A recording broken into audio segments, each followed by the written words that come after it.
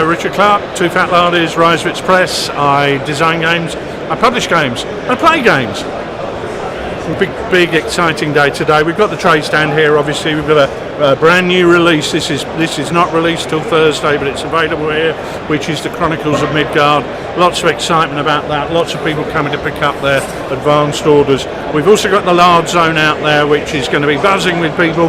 We've got Joe Bilton running his huge 17-foot game of What a Tanker on some fabulous terrain, France 1940. Charles de Gaulle counter-attacking against the Germans with his tanks. We've got another great game of Chain of Command, which is based on the film The Eagle Has Landed. That's the perfect come along and play game. It's a quick, fast and dirty introduction to Chain of Command on terrain that has been designed by WoW Terrain to match the buildings in the film The Eagle Has Landed, and with figures by RKX Miniatures designed to match the figures in the film. So you've got German Fallschirmjägers there in British parachute helmets, very much as in that classic 1970s Michael Caine film. And we've got Dave Brown, Housewife's favourite, with an introduction to his forthcoming rule set, Vexillarius, for big battles in the ancient world. So lots of exciting things happening, all participation games that people can come along and play today, which is something we really feel is important, because that's what it's all about. It's all about playing games. You've got a reload in between? No, I'm joking. I wasn't reading it.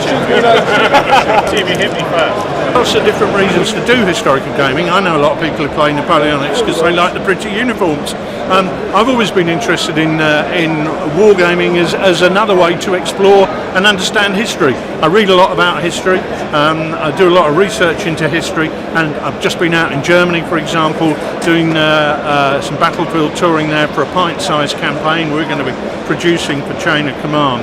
And I find that the best way for me to really get an appreciation and understanding of history is also to play the games, get it on the table, get an appreciation of what was happening in a certain place in time, for a very brief period possibly, but it's just another way to enjoy history. But I think historical gaming has got many reasons for doing it. It's got an awful lot going for it, and I like the fact that the emphasis is not so much on competitions but a lot more on playing a game for fun, and I feel that to be a real strong point of historical gaming, and something that is the type of gaming I want to be involved in. So funnily enough, if you're designing a game, I design a game that I want to play, and that just happens to be the type of games I enjoy. Well, Midgard Heroic Battles, which we produced in the last 12 months, certainly edges on fantasy, but also deals with wars of history and wars of legend as well. So a lot of the gaming in this is about things like North legend, Irish myth, historical myths, right the way across the piece. So yeah, a bit of a departure, but not entirely a departure, because if I want to fight the battles of ancient Troy, which is very much a period steeped in myth and legend rather than history, I can use Midgard for that. If I want to fight the Barons' War, I can use Midgard for that. If I want to fight the Loki versus the Ice Giants, which sounds like a really shoddy 1980s glam rock band, I can use it for that.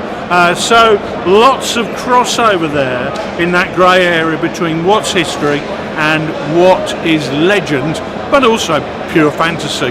Because let's face it, who doesn't enjoy just playing a game with some fabulous miniatures? And the great thing about the world of fantasy is there's so much choice out there, and you can just build up your armies, pick and mix and match, and get some really fabulous looking forces on the table.